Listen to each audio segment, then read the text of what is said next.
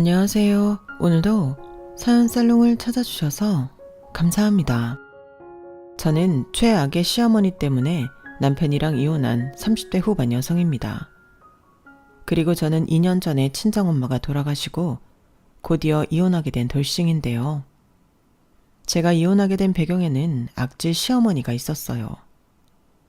처음부터 저를 마음에 들어하지 않았던 시어머니셨는데 그때 그냥 결혼을 하지 말걸. 굉장히 오랫동안 후회하고 살았네요. 하지만 그때는 남편을 너무나도 사랑했고 남편을 믿었기에 결혼을 그만두지 못했는데 제가 제 무덤을 팠죠. 당시에는 남편 없이는 정말 한시도 못 살 것 같았거든요. 게다가 그때까지는 남편이 참 제 말이라면 죽는 신용도 하는 사람이었는데 시어머니가 아무리 저에게 뭐라고 해도 남편이 있으면 다 막아줄 거라고 생각했어요. 네, 당시 저는 너무 순진하다 못해 한심했어요. 지금 돌이켜보면 문제의 시작은 상견례 때부터였는데 상견례 전 보통 시댁에 인사를 가잖아요. 지금도 조금은 억울한 게 그때는 시어머니가 그런 조짐을 저에게 전혀 보이지 않으셨어요. 게다가 남편도 그렇고 남편의 위인 누나들도 자기 엄마는 자식들에게 별로 관심이 없는 사람이라며 저더러 알아서 잘 살면 된다고 말을 해서 아, 그렇구나 생각했거든요. 이왕이면 극성인 부모보다는 조금 무관심 부모가 더 좋다고 생각했어요. 그런데 이렇게 상견례 때 180도 다른 모습을 보여줄 거라고는 상상도 하지 못했죠. 참고로 저는 이혼 가정에서 자랐어요. 물론 시부모님도 이미 그 사실을 다 알고 계셨죠. 그런데 상견례 때 저희 엄마를 본 시어머니는 제가 집에 방문했을 때와는 다르게 저희 엄마를 불편하게 만들었는데요. 시어머니는 같은 여자면서 저희 엄마가 남편도 없이 힘들게 산다고 은근히 무시하셨어요. 자기 나이의 여자들은 그저 남편 그늘에서 편하게 사는 게 좋은 팔자라나요? 그런데 사람의 앞날은 아무도 모른다고 제가 결혼 후 시아버님이 중풍으로 갑자기 쓰러지셨어요. 정말 거짓말처럼 그날 이후부터 거동이 힘들어지셔서 수발을 받아야만 하셨는데 그러니 막말로 병수발 들어야 하는 남편이 있는 것보다는 남편 자체가 없는 저희 엄마 팔자가 훨씬 좋았죠. 하지만 시어머니는 당신의 앞날도 모르고 제가 아빠 없이 자라서 걱정이 많다는 등 선을 넘으셨어요. 아우, 이런 말 어떻게 생각하실지 모르겠지만 저희 아들이요. 어디에 내놔도 빠지지 않는 아들입니다. 제 주변에서도 사위 삼고 싶다는 사람들이 수두룩이에요. 그중에는 조건 좋은 아가씨들도 많은데 우리 아들이 수영이 아니면 안 된다고 고집을 부리니까 저도 어쩔 수 없이 두 손 두 발 다 들었어요. 자식 이기는 부모 없잖아요. 제가 지고 들어가야지 어쩌겠습니까? 뭐 수영이만 놓고 보면 아무 문제 없는 거 잘 알지만 그래도 이왕이면 부모 다 있는 집에서 자랐으면 얼마나 좋아요. 이렇게 첫 대면에 무례한 말을 서슴없이 시작하니 거기 있는 시어머니를 뺀 모두가 경악하듯 놀랐는데 그때 남편이 참 어쩔 줄 몰라 하며 저희 엄마 눈치를 살피더라고요. 그리고 당신 아들의 시선을 느꼈는지 시어머니는 또 심기가 불편한 듯 남편 손을 지그시 잡았는데 솔직히 그때 멘붕이 왔어요. 저런 시어머니면 아무리 남편을 사랑해도 힘들 것 같았거든요. 그리고 저는 엄마한테 미안한 마음에 냉수만 연거푸 마셔댔는데요. 그러자 자존심 빼면 시체인 저희 엄마는 언제 당황했냐는 듯 표정을 가다듬고 차분하게 이렇게 말씀하셨어요. 상진이 어머님은 그렇게 생각하시는군요. 이해합니다. 부모 마음 똑같지는 않아도 다 비슷비슷하죠. 그런데 집집마다 다 사정이 있는 거잖아요. 저 비록 이혼해서 우리 딸 혼자 키웠지만 부족함 없이 잘 키웠다 자부합니다. 그러니 저희 딸 예쁘게 봐주세요. 예쁘게 보는 거야. 수영이 하기 나름이죠.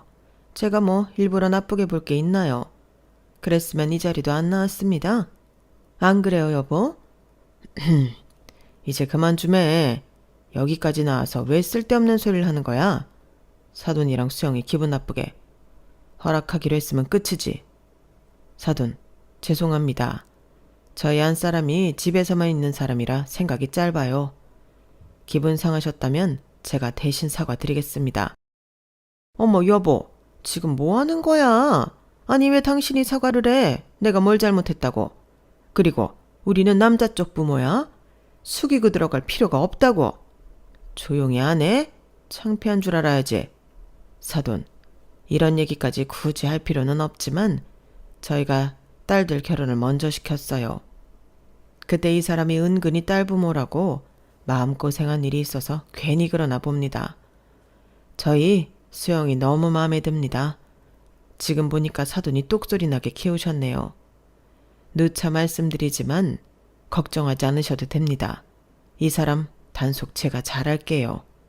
여보! 아닙니다. 자식 가진 부모 마음 다 똑같죠. 실은 저도 그래요. 이왕이면 우리 딸 고생시키지 않을 집에 시집 보내고 싶은 마음이 저라고 왜 없겠어요? 저기, 그 말씀은 듣기가 좀 그러네요. 그럼 저희 집은 수영이를 고생시킬 집이라는 건가요? 아니요, 그런 뜻이 아니라 저도 제 딸이 예쁨 많이 받고 잘 살았으면 좋겠다는 뜻입니다. 별 뜻은 없어요. 오해는 하지 마시고 우리 애들을 위해서라도 서로 잘 지내보면 어떨까요? 저도 상진이 마음에 쏙 듭니다. 그러시겠죠. 저희 아들이 워낙에 잘났으니까. 연봉도 수영이보다 높고 생긴 거며 집안 배경까지 뭐 하나 빠지나요? 아, 저희 남편 공무원인 건 아시죠? 통영 같은 작은 동네에서 공무원이라고 하면 이거거든요. 시어머니는 아들 자랑도 모자라 남편 자랑에 신이 나서 저희 엄마 앞에서 엄지를 치켜들고 오바를 하셨어요. 그러자 이번에도 시아버님이 당장 그 손 내리라며 시어머니를 나무라셨고 그 옆에서 죄송하다고 쩔쩔매며 남편은 저희 엄마와 제 눈치를 살폈는데요. 저희 엄마는 굉장히 여유 있는 모습으로 괜찮다고 작은 소리로 남편한테 웃으며 말씀하셨어요. 하지만 저는 괜찮지 않았는데 그런 제 기분을 아셨는지 저희 엄마가 제 손을 잡아주시더라고요. 그러자 어쩐지 눈물도 왈칵 쏟을 것 같아 겨우 참았는데 집에 돌아오는 길 저희 엄마는 아무 일도 아니라는 듯 운전하시며 이렇게 말씀하셨어요. 인상 좀 피지? 곧 있으면 시집 간다고 설레발칠 때는 언제고 왜 죽상이 됐어? 왜긴 미안해서 그러지. 어머니 진짜 왜 그러시지? 전에 통영 갔을 땐 안 그랬어. 원래 좀 모자란 옆에 애들이 꼭 그렇게 티를 내. 자기가 무시당할까봐 자기가 먼저 무시하는 거야. 그래도 시아버지 되실 분 괜찮던데? 엄마 기분 많이 상했지? 내가 미안해. 나 그냥 시집가지 말까? 다음에도 없는 소리 하네. 내가 너를 몰라? 그리고 엄마 기분 안 상했어. 기분은 네 시어머니가 상했겠지. 자기 편 들어줘야 하는 남편이 자기 망신시켰으니까. 나는 괜히 오늘 일 때문에 너 미운 털 박히는 거 아닌가. 그게 제일 걱정이다. 너 괜찮겠어? 솔직히 잘 모르겠어. 상견례 오기 전까지는 안 그랬는데 지금은 진짜 내가 잘하는 짓인가 모르겠다니까. 나 결혼하고 후회하면 어떡해? 아까는 안 한다고 하더니 그럴 마음은 아니었네. 그리고 후회하면 어때? 원래 대한민국 모든 기혼 여자는 결혼하고 다 후회하는 거야. 그러다 안 되겠다 싶으면 엄마처럼 이혼하면 되지. 이혼하면 뭐 큰일 나니? 엄마는 이혼한 거 후회 안 한다. 이혼 안 했으면 네 아빠 계속 돈 사고 쳐서 너 공부도 못 시켰어. 나도 알지. 그래서 나는 우리 엄마 대단하다고 생각하는데 우리 시어머니는 아무것도 모르면서 진짜 너무하셔. 원래 좋은 남편이랑 살면 와이프가 생각이 짧아. 무슨 고생을 해봤겠니? 공무원이면 따박따박 월급 나오고 딱 보니 네 시아버지 가족 마음고생 시킬 양반도 아니던데. 어떻게 보면 엄마는 네 시어머니 팔자 부럽긴 하다. 에이, 뭘 부러워해. 지금 보니까 동갑인데 완전 달라 보이더만. 엄마가 10살은 더 어려 보여. 말이라도 고맙다. 그리고 결혼 전에 잘 생각해봐. 그래도 결혼은 네 인생을 바꾸는 중요한 일이니까 상진이랑도 얘기 잘해보고. 너 아까부터 계속 전화 오는 거 상진이지? 지금 상진이가 제일 똥줄 탈 거다. 우리 엄마 귀신. 그래도 오늘은 얄미우니까 똥줄 타라고 내버려 둘 거야. 너도 엄한데 화풀이 하지 마. 상진이가 사고 쳤어? 그래도 화풀이 할 데가 없잖아. 몰라. 여차하면 결혼 안 해. 저는 당신은 진심이었는데 저희 엄마는 안 믿는다는 듯 고개를 절레절레 흔들며 연신 웃으셨어요. 그리고 감사하게도 상견례 일로 뒤끝은 없으셨는데 그 점을 남편이 가장 고마워했죠. 그리고 상견례 사건으로 뒤집어진 시댁은 신우들도 그렇고 난리도 아니었는데요. 사실 그렇기 때문에 결혼을 그대로 진행했어요. 시어머니는 유별날 수 있지만 다른 가족들이 있으니 괜찮다고 생각했죠. 가만 보면 시어머니는 딸들을 은근히 무서워했는데 제가 봐도 신우 둘이 보통은 아니었어요. 그래서인지 남편도 자기 엄마보다는 신우들을 더 무서워했는데 그때 알았죠. 시댁에 갔을 때는 아무 문제가 없던 이유 역시 신우들 때문이었다는 걸요. 그리고 상견례 이후 남편은 혹여 제가 결혼 못한다고 할까 제 눈치는 물론이고 저희 엄마한테까지 찾아가 죄송하다고 빌었는데요. 솔직히 남편은 아무런 잘못이 없었기에 그 모습이 불쌍해 보였어요. 아무래도 그때는 제 마음이 사랑으로 가득 차 있을 때였으니 말은 그렇게 했어도 모질게 하지 못했는데 남편이 계속 저에게 이렇게 말했어요. 자기야, 걱정하지 마. 자기는 내가 지킨다니까. 우리 엄마 괜히 그러는 거야. 장모님이 동갑인데 세련되고 능력도 있어 보여서 심술 난 거야. 내가 말했잖아. 우리 엄마 나한테 관심 1도 없다니까. 며느리 생겼다고 없던 관심이 생기나? 다 그때뿐이지. 못 믿겠으면 누나들한테 물어봐. 내가 전화해 줄까? 라고 하는데 그냥 그때는 용 쓰는 남편이 짠해 보이고 남편이 하는 말을 믿고 싶었어요. 그리고 합리적인 생각으로 어차피 시댁은 멀리 있으니까 시어머니와 부딪히면 뭐 얼마나 부딪힐까 그런 생각도 있었는데요. 또 남편 말대로 여차하면 신우들도 있으니까 어떻게든 될 거라고 믿었죠. 남편도 자기 누나들을 의지했지만 저도 그랬거든요. 시어머니보다 더 어른 같고 같은 여자고 며느리니 배라도 많이 해줬는데 상견례 때도 마찬가지였어요. 저희 쪽은 엄마와 저 이렇게 둘만 나가는데 자기들은 5이나 되지 않냐고 저희 쪽을 신경 써줬는데 신우들은 시아버님을 닮은 것 같더라고요. 그리고 저는 남편도 시어머니보다는 시아버님을 닮았다고 생각했는데 그건 아니었어요. 남편 말을 믿고 한 결혼은 제 생각과는 조금 달랐거든요. 일단 시댁과 거리가 있기 때문에 결혼 초 크게 부딪힐 일은 없을 거라고 생각한 것 자체부터 엇나갔는데요. 시어머니는 걸핏하면 저에게 전화해 정말 쓸데없는 잔소리를 하셨어요. 나중에는 잔소리를 하기 위해 어떻게 해서든 꼬투리를 잡으려 하는 것 같았는데 예를 들면 이런 거였거든요. 원래 학교 다닐 때도 아침은 안 먹고 다녔다는 남편이었는데 남편 아침상을 왜 안 차려주냐고 저한테 뭐라고 하시더라고요. 그리고 그놈의 밥에는 한이라도 맺힌 건지 전날 저녁상엔 뭘 차렸는지 사소한 것까지 꼬치꼬치 캐물으셨는데 너무 피곤했죠. 처음엔 저도 며느리 된 지 얼마 되지 않았으니 어려운 마음에 하나하나 공손하게 대응해드렸지만 그게 지속적으로 이어지니까 시어머니 전화만 올려도 경기가 날 지경이었어요. 그래서 남편한테 너무 힘들다고 얘기했고 남편이 난리를 쳐서 밥 문제로는 더 이상 잔소리를 듣지 않게 되었는데 어디 시어머니가 며느리 꼬투리 잡을 게 바뿐이겠어요. 그러다 제가 오전 회의에 들어갔다가 4시간 만에 나온 날이 있었는데 글쎄 시어머니로부터 부재중 전화가 99통이나 와 있더라고요. 깜짝 놀랐죠. 저는 시댁에 무슨 일이 생긴 줄 알았다니까요. 어머니, 무슨 일 있으세요? 전화가 99통이나 와 있어서 깜짝 놀랐어요. 너도 놀랐니? 나도 놀랐다. 아니 어떻게 시어머니가 99통이나 전화를 하는데 며느리가 한 통도 안 받을 수가 있니? 내가 정말 오기가 생겨서 계속 전화했다. 네? 그럼 무슨 일이 있는 건 아니고 그냥 하신 거예요? 저는 정말 놀랐어요. 그러게 왜 전화를 안 받아? 내가 얼마나 애가 탔는 줄 알아? 너 정말 우리한테 큰일이라도 있었으면 어쩔 뻔했어. 너 솔직히 말해. 일부러 안 받은 거 아니야? 아니에요. 저 회의 들어갈 때 보안상 핸드폰 못 들고 들어가요. 뭐 그딴 회사가 다 있니? 정말 유난이다.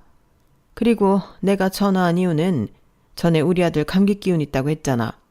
지금은 좀 어떠니? 어머니, 그게 궁금하셔서 저한테 99통이나 전화를 하신 거예요? 아니, 그런 게 걱정이 되셨으면 남편한테 전화를 하시면 되죠. 왜 굳이 저한테? 너는 내가 큰일이 있어야만 전화를 할 수 있는 사람이냐? 그리고 우리 아들은 일하느라 바쁘잖아. 바쁜 애한테 어떻게 전화를 하니? 저도 똑같이 일하고 바빠요. 그리고 회의 들어가면 언제 끝날지도 모르고 저희는 회의하는 게 업무의 절반이에요. 그러니까 다음부터는 99통 그거 생각하고 전화 꼭 받아. 그냥 전화 안 받으면 며느리가 바쁘구나 생각해 주시면 안 될까요? 뭐라고? 너 지금 직장 다닌다고 유세 떠냐? 뭐 대단한 일 한다고? 나 참 꼴 사나워서. 아무튼 우리 아들 감기 기운은 어떤데? 약 먹고 자서 그런지 아침에는 좋아 보였어요. 그리고 제가 아플 것 같으면 중간에라도 병원 다녀오라고 했는데 병원에 갔다 온지는 모르겠네요. 너는 말로만 네 남편을 챙기냐? 걔가 어릴 때부터 아파도 병원에를 안 가는 애였어. 데리고 다녀야 한다고. 무슨 어린애도 아니고 자기가 살만하니까 그랬겠죠. 어머니, 저 바빠서 그런데 앞으로 그이한테 궁금한 건 그이한테 물어보세요. 그게 정확하고 빠르잖아요. 너는 내가 아까 한 말을 뭘로 들은 거야? 그리고 너 지금 내 전화가 귀찮다는 거지? 이게 며느리가 돼서 빠져서는 너 안 되겠다. 주말에 우리 집에 내려와라. 나 분명히 말했다. 내가 이참에 며느리 정신교육을 제대로 시켜야지. 시어머니는 무슨 며느리 군기를 그렇게 잡겠다고 걸핏하면 가까운 거리도 아닌 집에 내려오라고 엄포를 내리셨어요. 그러면 저는 집에 가서 남편에게 똑같이 얘기하며 통영집에 가야 한다고 울상을 짓고는 했는데요. 남편은 주말이면 쉬고 싶지 통영집을 어떻게 다녀오냐고 자기 엄마한테 곧장 전화를 해줬죠. 그러면 시어머니는 당신 아들인데도 쩔쩔매며 피곤하면 오지 않아도 된다고 말을 바꾸셨는데 그러고는 주말이 끝나면 저에게 전화해서 내가 언제 우리 아들이랑 같이 오라고 했어? 너만 오라고. 이게 진짜 눈치가 없는 거야? 아니면 일부러 그러는 거야? 여우 같은 것 하며 두 얼굴을 보이셨는데 이게 결혼하고 1년도 되지 않았을 때라 너무 힘들었어요. 그러니 이런 제 모습을 보고 주변에서는 시어머니가 며느리 군기 잡으려고 작정한 거라고 혀를 차며 저를 걱정해 주기도 했는데 이게 말로만 듣던 고부 갈등의 시작인가 싶었죠. 아니 한참 신혼이라 즐겁기만 해도 모자란 시간인데 시어머니 때문에 매일같이 일해야 한다는 게 너무 짜증이 났어요. 그런데 남편은 자기 엄마랑 저랑 친해지려고 노력하는 거라며 방법이 서툰 거지 마음은 그렇지 않다고 알지도 못하는 말을 픽픽 했는데 이건 봐주고 안 봐주고 할 문제가 아니었죠. 거기에 무슨 순서라도 있는 것처럼 나중에 시어머니는 손주 타령까지 하셨는데요. 그러면서 듣기도 민망한 질문들을 서슴없이 하셨어요. 여기에 다 쓰기도 너무 민망해서 못 쓰겠는데 세상 천지 어느 시어머니가 아들 며느리 밤일까지 궁금하냔 말이죠. 그래서 그때는 도저히 못 참겠어서 제발 그만 좀 하시라고 살짝 짜증을 냈는데 솔직히 저도 모르게 나간 반응이라 저 역시도 살짝 당황했어요. 그런데 시어머니도 마찬가지셨는지 그때는 아무 말씀도 못하시다 이내 벼락처럼 노발대발하시며 역정을 내셨는데 급기야 친정엄마 얘기까지 하시더군요. 왜 뻔한 레파토리 있잖아요. 너는 니네 엄마한테 그렇게 하라고 배웠냐 그런 말들이었어요. 그리고 그 말을 들었을 때는 저도 더 이상은 참을 수가 없었는데요. 아니, 참으면 안 되겠다는 생각이 들었죠. 어느 자식이 자기 부모 욕을 하는데 가만히 있겠어요. 그래서 이번 기회에 싫은 건 싫다, 서로 조심할 건 조심하자, 제대로 이야기를 해볼 심상이었죠. 그런데 그건 제가 잘못 생각한 거였어요. 시어머니는 대화가 통하는 사람이 아니라는 걸 제가 몰랐던 거죠. 대화도 통하는 사람들이 하는 건데 시어머니는 제가 무슨 말을 하던 들을 생각도 없으셨고 오히려 자기를 공격하려 한다고 생각하셨는데 그러면서 계속 민망한 부부관계 이야기를 집요하게 물으셨죠. 자기가 알아야 한다고 바득바득 우기셨어요. 어머니, 제발 좀 그만하세요. 그런 질문은 저희 엄마도 안 하는 건데 제가 하물며 시어머니한테 그런 민망한 말을 어떻게 해요? 그런 건 저희가 알아서 할게요. 뭘 알아서 해? 그리고 이게 왜 이상해? 부모가 궁금해만 물어볼 수도 있는 거지. 니네 엄마가 안 물어본다고 나까지 물어보지 말라는 거야? 이게 정말 위아래도 없네. 누가 들으면 네가 상전인 줄 알겠어. 너는 네 엄마가 어른한테 그러라고 가르쳤어? 어디 감히 며느리가 시어머니한테 대들어. 지금도 그래. 알아서 한다고? 그럼 뭐 나는 묻지도 말고 관심갖지도 말라는 거야? 어머니, 정말 이러실 거예요? 저도 많이 참았어요. 그런데 이렇게 일일이 간섭하시니까 제가 너무 힘들어서 말씀드리는 거잖아요. 그런데 여기에 왜 저희 엄마 얘기가 나와요? 어머니도 딸이 둘이나 있는데 그런 말씀은 조심해 주셔야 하는 거 아닌가요? 훅 끼고 있네. 내가 네 엄마랑 같은 군번이니? 나는 남편도 있고 정상적인 가정에서 우리 애들 상식적으로 잘 키웠어. 사돈들도 나처럼 경우 바른 사돈 없다고 칭찬이 반반한데 뭐? 조심을 해? 네가 아주 내가 우습구나. 그런 게 아니고 제가 너무 힘들어서 그래요. 잘못한 것도 없는데 어머니는 저한테 맨날 화를 내시니까 제가 동네 북도 아니고요. 어머니는 그렇게 제가 싫으세요? 그래, 나는 아직까지 네가 참 별로다. 내 아들이 좋아한다고 하니까 어쩔 수 없이 허락했는데 네가 뭐 내세울 게 있니? 그렇다고 시집 올 때 예단을 제대로 해오기로 했어. 나 말은 안 했어도 서운한 거 많다? 그걸 왜 저한테 그러세요? 그이랑 반반 결혼하기로 했고 그이가 말씀드렸을 때는 알겠다고 하셨잖아요. 그렇게 따지면 저희 쪽도 똑같은데 이게 남자 쪽이랑 여자 쪽이랑 같은 거냐고. 내가 말은 안 했어도 네가 알아서 내 선물은 챙겼어야지. 다른 집 며느리들은 명품 가방도 해주고 안마의자도 해주고 또 어떤 집 사돈은 시아버지 차도 바꿔줬다는데 너는 내 금쪽 같은 아들 꽁으로 낚아챘잖아. 제가 또 언제 그랬다고. 그러면 그때 분명히 말씀하시지 그러셨어요. 그때는 아무런 말씀도 안 하시고 저한테만 이렇게 뒤끝을 보이시면 저더러 뭘 어쩌라고요. 그럼 제가 어머니 명품 가방 사드리고 저희 엄마가 차라도 사드려야 한다는 말씀이세요? 그래.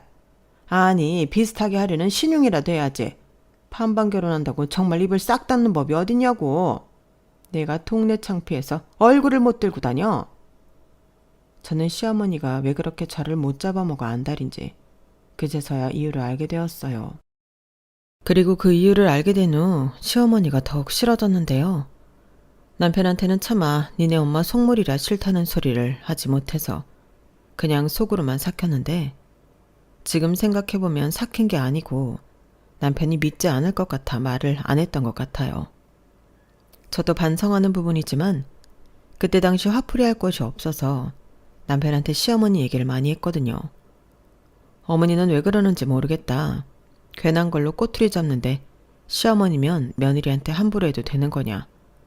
뭐 이런 식으로 제 답답한 마음으로 표현했는데 좋은 소리도 한두 번이지. 남편은 어느 순간부터 그런 얘기를 피하려 했어요. 자기 엄마가 그 정도로 최악은 아니라고 말하면서요. 그러니 괜히 저만 이상한 사람이 될 것 같아 말을 안 하게 되었는데 그래서 시어머니에게 걸려오는 전화도 일부러 받지 않았어요. 열받았다고 통영에서 서울까지 올라오실 것도 아니니 그냥 안 받는 게 속 편하더라고요. 그리고 중요한 일은 남편한테 하시겠지 그런 생각도 있었는데요.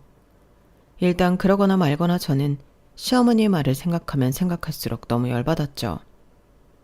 제가 알기로 시어머니는 시누이 2병 시집 보낼 때 딱히 뭘 해줬다는 말을 못 들었는데 자기는 한 적도 없는 걸 저한테 안 해왔다고 저리 땡깡을 피우신다는 게 너무 말이 안 된다고 생각했어요.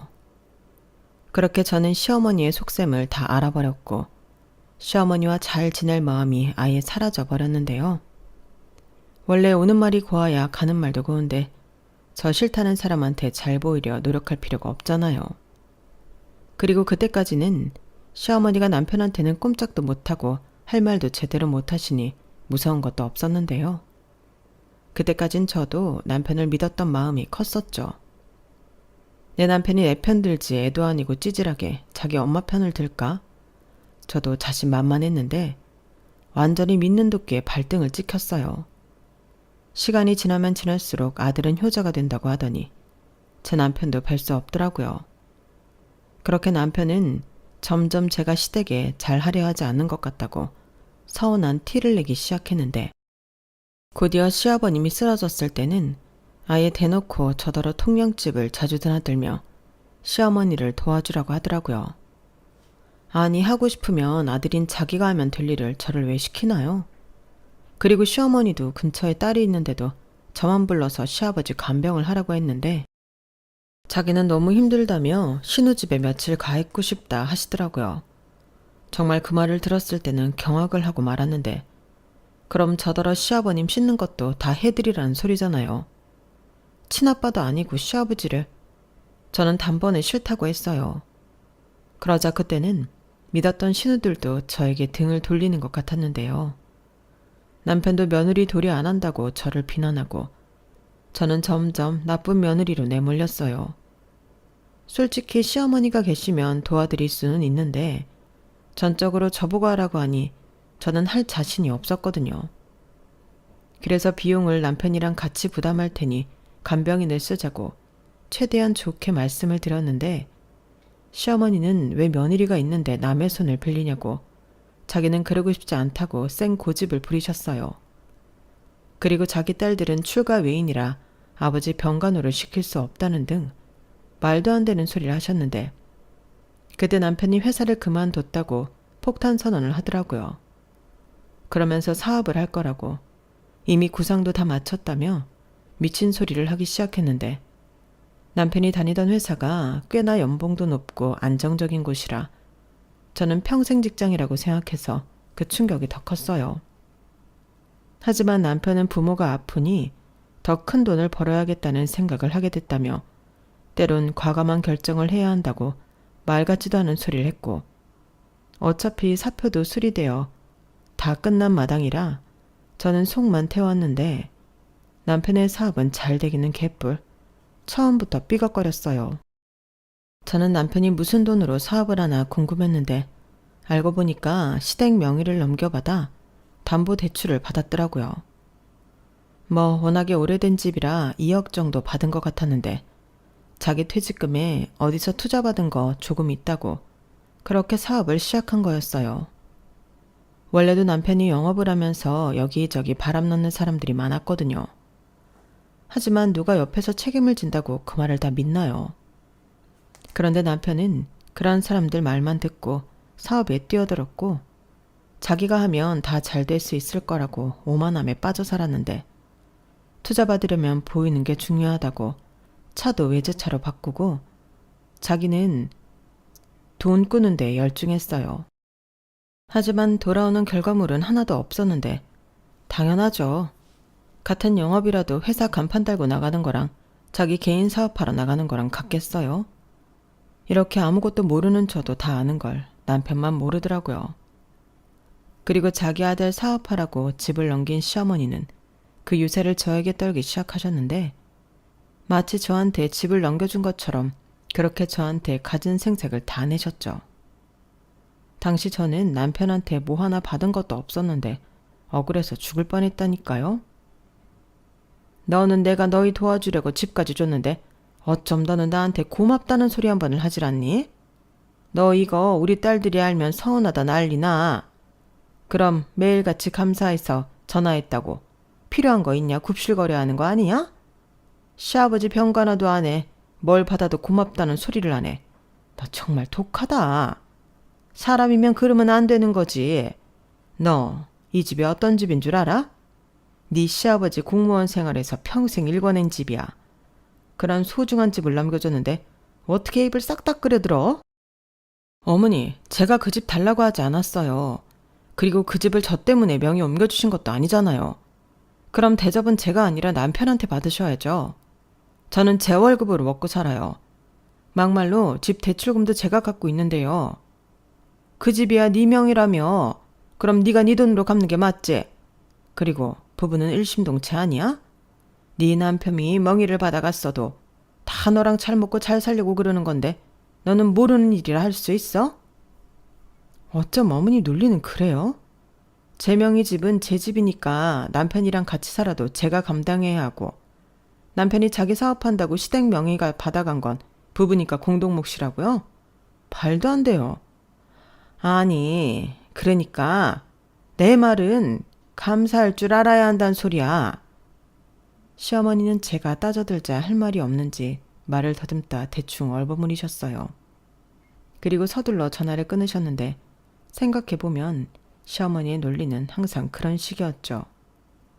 그리고 그렇게 이 돈 저 돈 다 끌어다 사업을 시작한 남편은 이렇다 할 성과도 없이 매일같이 접대한다며 돈만 쓰고 술만 마셨는데요. 이렇게 하는 사업이 잘 될 턱이 없었어요.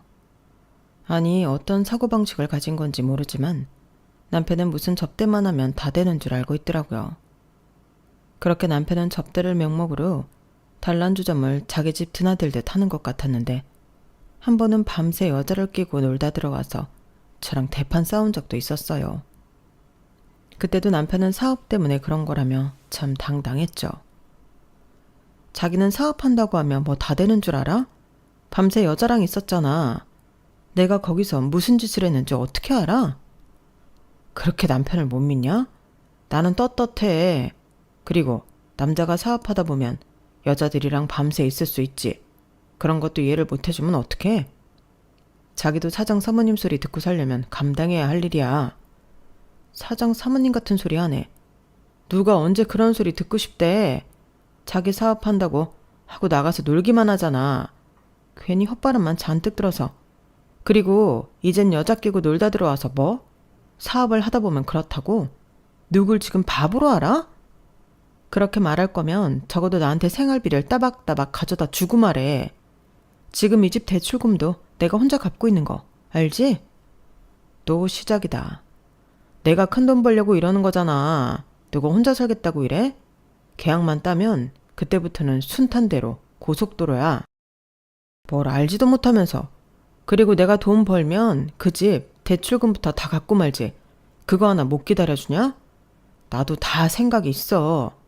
돈 벌어서 자기 호강도 시켜주고 우리 아빠 좋은 시설에 모시고 우리 엄마한테도 집 한 채 턱 사주고 우리 모두 행복할 수 있어. 어느 천년에 요즘 경기 어렵다고 뉴스에서 계속 나오는 거 못 봤어? 아니, 사람이 왜 이렇게 변했는데? 그렇게 잘 다니던 회사를 왜 그만두냐고. 원래 될 놈은 어떤 상황에서도 되는 거야. 나는 될 놈이지. 그리고 회사 생활에서 어느 세월에 성공하냐? 남편은 사업을 시작한 이후 말이 통하지 않는 사람이 되었어요. 그리고 시어머니는 제가 남편 바가지를 긁으면서 나가서 될 일도 안 된다며 무조건 잘한다 잘한다 해줘야 한다고 또 제 속을 긁었는데 남편이 돈만 까먹고 집 담보대출도 못 갚아 그 집을 날릴 것 같자 시어머니는 또 저한테 안달을 내셨어요. 이러다가 집 날리고 자기들 오갈 데도 없어지면 어떡하냐고 징징거리시더라고요. 그래서 전에 바가지 긁지 말라고 하지 않으셨냐. 나는 남편이 밖에서 뭔 짓을 하던 이젠 모른다 했는데 그때는 또 어떻게 부인이 그럴 수가 있냐고 부침개 뒤집듯 또 말씀을 바꾸셨어요.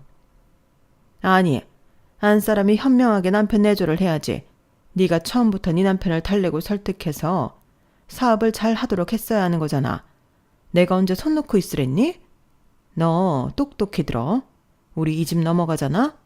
그럼 우리는 갈 데가 없어서 서울 니네 집 가야 한다. 그래도 상관없는 거지? 왜 저한테만 그러세요? 언제는 그이가 여자 끼고 놀다 들어와도 사업하는 사람이 그럴 수 있는 거라고 내버려 두라면서요. 그런데 왜 이제 와서 이랬다 저랬다 말을 바꾸시는 건데요? 저도 힘들어요. 될 사업도 아닌 것 같은데 같이 사는 저는 오죽하겠냐고요. 그러게 네가 애를 빨리 가졌어야지. 원래 남자는 그런 동물이야. 책임질 자식이 있으면 밖으로도 안 돌고 일도 충실하게 하는데 네가 애를 안 가지니 애가 자꾸 밖으로만 도는 거지. 뭐라고요? 저는 시어머니의 말에 화딱지가 나서 다시는 전화하지 마시라고 하고 전화를 끊었어요. 그리고 시어머니 번호를 차단해버렸는데 제가 무슨 동물도 아니고 남편이 미워 죽겠는데 그게 될 소리냐고요.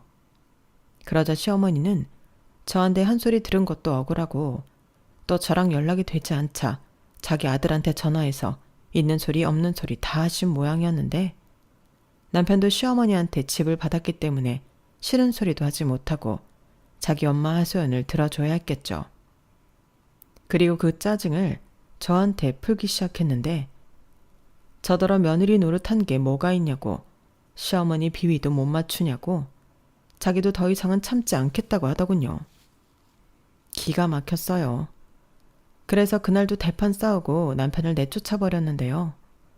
어차피 제 명의의 집이고 대출금도 제가 갖고 있으니 나갈 사람은 제가 아니라 남편이잖아요.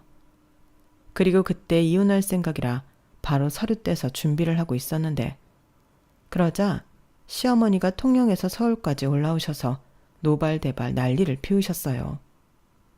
제가 전화 연결이 되지 않으니 회사로 찾아오셨더라고요. 그러고는 사람도 많은 로비에서 네가 뭔데 내 아들한테 이혼 소리를 하냐고 저더러 숙이고 들어가 빌라고 하셨는데요. 정말 그때는 얼굴이 다 화끈거릴 정도로 창피하고 죽을 맛이었어요. 이게 정말 악질적인 게 시어머니는 처음부터 저를 망신시키려 회사까지 찾아오셨더라고요. 그리고 제가 남편한테 여기 네 엄마 있다고 경찰에 신고하기 전에 얼른 데려가라고 전화를 했더니 그때도 술이 떡이 된 목소리로 신고를 하던지 말던지 마음대로 하라고 했는데 정말 그때는 이혼 직전까지 갔어요. 아니, 이혼을 했어야 했는데 이혼 서류를 받아던 남편이 그제야 현실을 깨달았는지 제가 시키는 건 무조건 한다며 매달리기 시작하더라고요.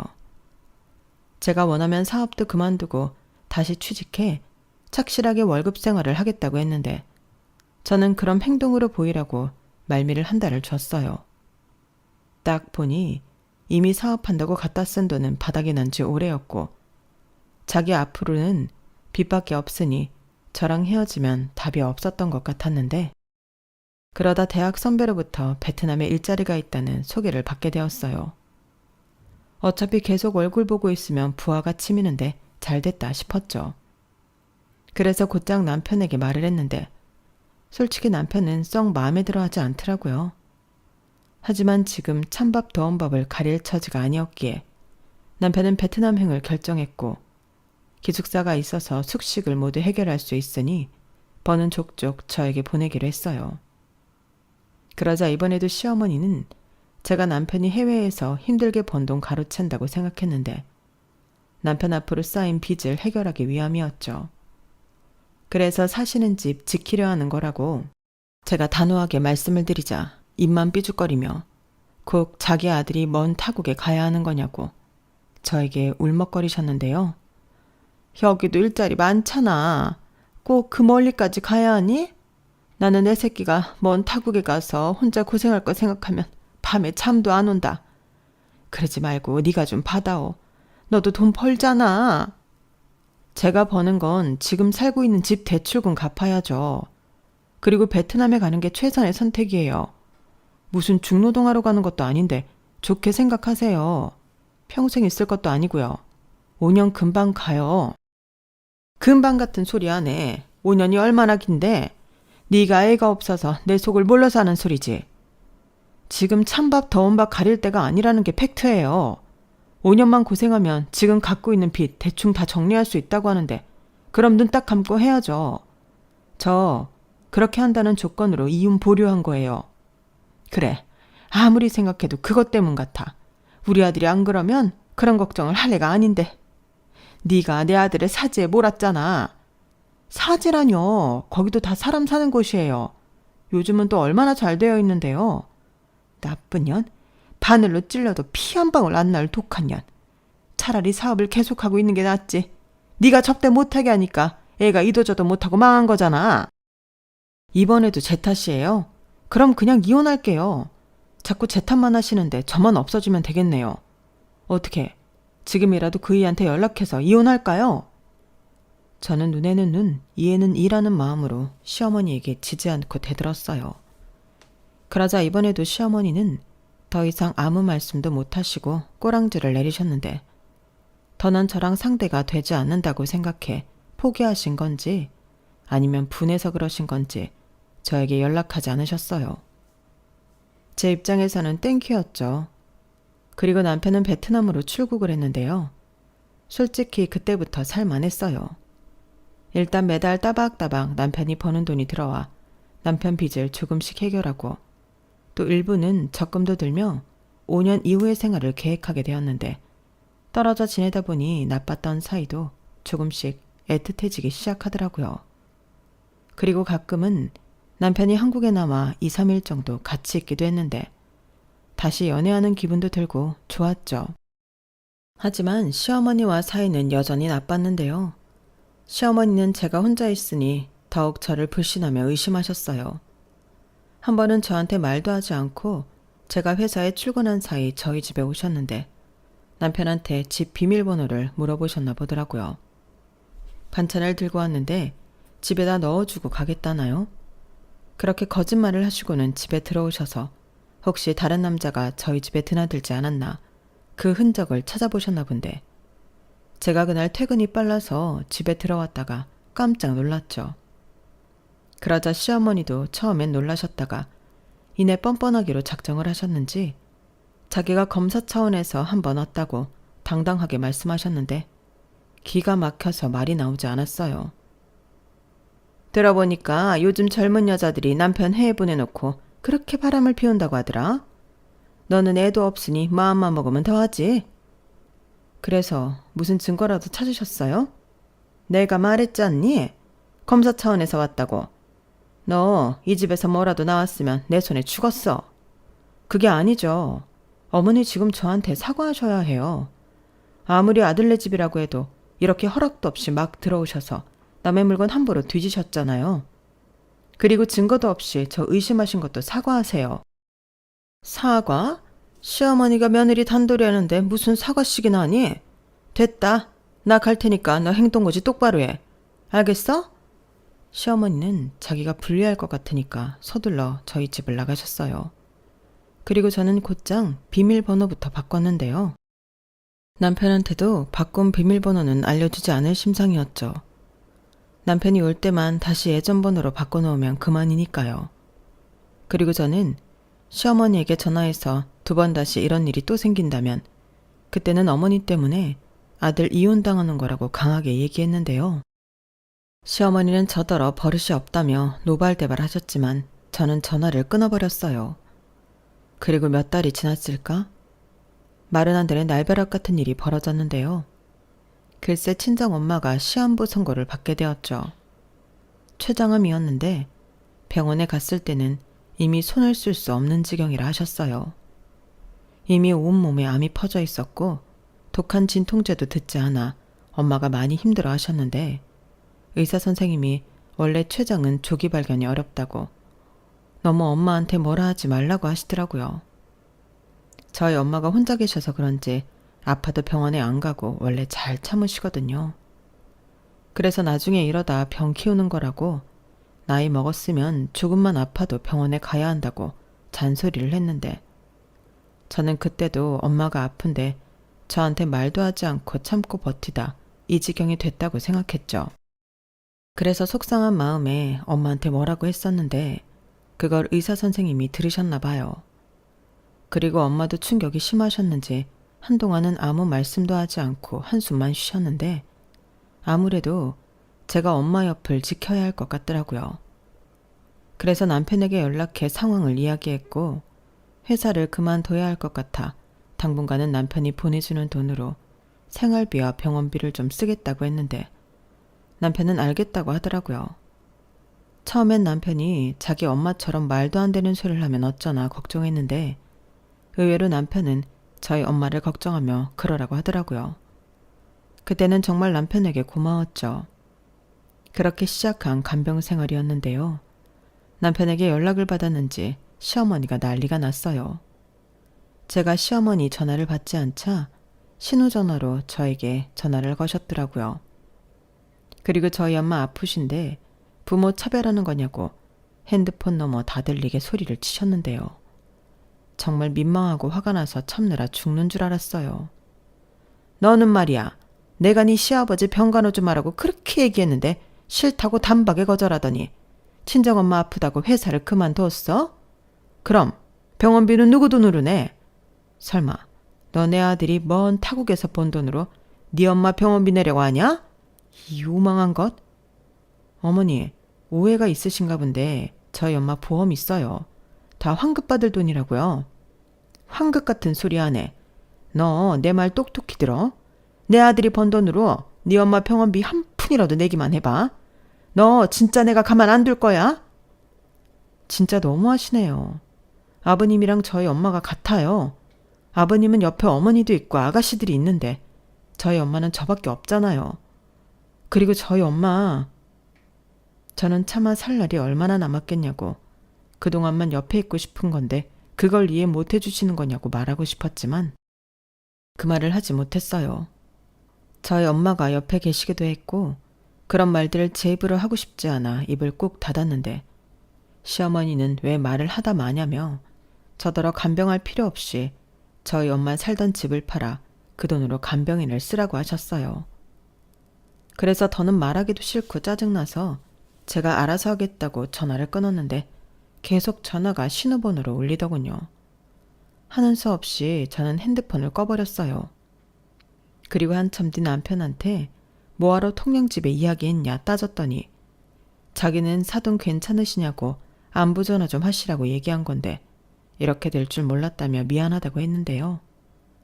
남편의 의도가 나쁜 게 아니라는 걸 알았기에 더는 따지지 않았어요. 원래 그래 먹은 양반이 시어머니인 걸 어쩌겠나.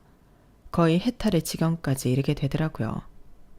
그리고 그때는 친정엄마 걱정에 다른 건 그다지 생각하고 싶지 않았는데요. 그렇게 꼬박 7개월 남짓을 살다 저희 엄마는 하늘나라로 떠나셨어요. 마지막엔 저에게 고맙다고 미안하다고 눈물을 흘리시고 가셨는데 정말 많이 울었죠. 그리고 장례를 치러야 하기에 망설이다 시댁에 연락을 드렸는데요. 시어머니에게 돌아온 대답은 못 오신다는 거였죠. 내가 네 시아버지를 두고 어딜 가니? 그리고 집안에 아픈 사람 있을 때는 장례식에 가는 것도 조심스럽다. 부정 타면 어쩌니? 줄초상 치를 수는 없잖아. 괜히 서운해하지 말고 엄마 잘 보내드려. 그리고 우리 아들도 먼 길 왔다 갔다 시키지 말고 오지 말라고 해라. 네? 어머니, 그래도 이건 아니죠. 그이는 사위인데. 그래, 사위지. 아들은 아니잖아. 그러게, 너는 왜 내 아들을 그 먼 타국으로 보냈냐? 왔다 갔다 비행기 값만 얼마야? 그리고 장례 치르고 돌아가면 얼마나 피곤하겠니? 나는 내 아들이 먼저다. 저는 시어머니의 말에 이게 무슨 가족인가 허탈한 생각이 들었어요. 그리고 이런 시어머니를 앞으로 더 보고 살아야 하는 것 자체가 지옥 같아서 남편과 이혼해야겠다고 마음을 정했는데요. 남편에게는 올 필요 없다고 통보를 했고 남편은 그런 게 어딨냐며 귀국을 했더군요. 그래서 온 김에 그럼 이혼 서류에 사인이나 하고 가라고 말했는데 남편이 왜 그러냐고 자기는 죽어도 저랑 헤어질 수 없다고 했죠. 하지만 이젠 남편이 아닌 시어머니 때문에 하는 이혼이라 저는 굽힐 생각이 없었는데요. 남편은 짐작은 했다는 듯 한숨을 깊게 내쉬었어요. 그러고는 자기가 자기 집이랑 연을 끊으면 되겠냐고 물었는데 저는 그것도 싫더라고요. 그래서 정말로 나를 생각해준다면 좋게 헤어져 달라고 말했는데 남편은 그때도 그럴 수 없다고 하더군요. 그러면서 계속 제 눈치만 살폈어요. 그런 와중에 장례 절차는 발인까지 모두 끝이 났고 저는 친정엄마 집을 정리하러 갔는데 무슨 일인가 도어락이 다른 기계로 바뀌어 있더군요. 번호도 바뀌었는지 계속 경고음이 들렸어요. 이상한 일이었죠. 제가 얼마 전까지만 해도 집에 가서 엄마 물건을 가지고 왔었는데 너무 이상한 일이었어요. 그리고 제가 당황하자 저를 쫓아온 남편이 초인종을 누르며 안에 사람 있어요? 저기요, 안에 계시면 문 좀 열어보세요. 라고 했는데 기가 막히게도 현관문이 열리더니 시어머니 얼굴이 보이더군요. 어머 아들, 우리 아들이 어떻게 여기에 있어? 엄마야말로 장모님 집에 왜 있어? 설마 여기 도어락 엄마가 바꾼 거야? 그게... 천천히 얘기하려고 했는데 너는 그렇게 네 엄마 불쌍하다고 노래를 하더니 장례 끝나자마자 집에 오니? 유난스럽다. 뭐예요? 왜 어머니가 주인도 없는 저희 엄마 집에 있는 건데요? 나는 그냥 정리 좀 하려고 왔다. 너한테 얘기하면 또 굼떠서 시간만 오래 걸릴 것 같아서 내가 후딱 하려고 왔지. 짐을 정리한다고요? 왜요? 왜 어머니가 저희 엄마 짐을 정리해요? 아니 말이 되는 소리라세요. 말이 왜 안 돼? 너 내 아들이 번 돈으로 네 엄마 병원비 냈잖아. 그럼 이 집은 내 거지. 여기 싹 정리해서 세놓을 거야. 그래야 쌤쌤이지. 엄마, 제정신이야? 돌았어? 아니 그게 무슨 소리야? 너야말로 엄마한테 그게 무슨 말버릇이야. 그럼 너는 네 돈으로 병원비 썼다는데 아깝지도 않아? 너 엄마 아빠 사는 집도 가져가서 날릴 뻔했잖아. 그래서 지금 장모님 집이라도 가지겠다는 거야? 엄마, 진짜 제정신 아닌 거지? 왜 제정신이 아니야? 어차피 이 집 죽은 사람 거고 너는 여기 사위인데 네 목도 있는 거지. 저는 뻔뻔한 시어머니를 보며 더는 못 참겠어서 경찰에 신고를 했어요. 아무리 사돈지간이라도 이건 무단 가택 침입에 도어락까지 자기 마음대로 바꿨으니 재물손괴로 책임을 물어야겠다고 생각했는데 경찰이 금방 도착하자 시어머니가 많이 당황하시더군요. 그렇게 뻔뻔하고 당당하게 나오시더니 경찰은 무서우셨나 봐요. 그리고 저는 남편에게도 이것 보라고 나는 더 이상은 감당도 안 되고 너무 힘들다고 합의 이혼 못하면 소송이라도 하겠다고 선언했는데 그때는 남편도 아무 말을 하지 못했어요. 그리고 저에게 지금까지 숨겨놓았던 비밀이 있다고 털어놓았는데 그 말을 들었을 땐 뭐랄까 정말이지 미쳐버릴 것만 같았어요. 내가 일부러 속인 건 아니고 장모님이 자기한테는 말하지 말라고 하셨어. 그래도 그렇지. 사업자금은 우리 엄마한테도 빌렸으면 똑바로 했어야지. 매달 갚고 있었어. 최근까지도 따로 갚고 있었다고.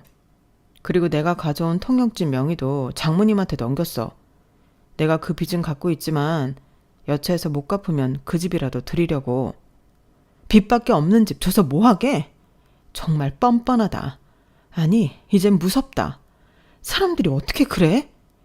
미안해. 나는 내가 베트남에 가 있으면 우리 엄마가 자기한테 안 그럴 줄 알았어. 내가 생각이 짧았다. 우리 엄마한테도 얘기할게. 자기한테 그러면 안 되는 거라고. 됐어. 그런 말이 통했으면 지금까지 저러지도 않아. 잘됐다. 그럼 통영집은 우리 엄마 거네. 맞지? 설마 이 지경까지 와놓고 나 이혼 소송 해야 해? 자기한테 유리할 거 하나도 없는 거 알지? 양심이 조금이라도 있으면, 아니 우리 엄마한테 조금이라도 미안한 마음 있으면 자기가 가진 거 다 내놓고 내 인생에서 꺼져. 저는 감정이 치우쳐 남편에게 소리를 질렀어요.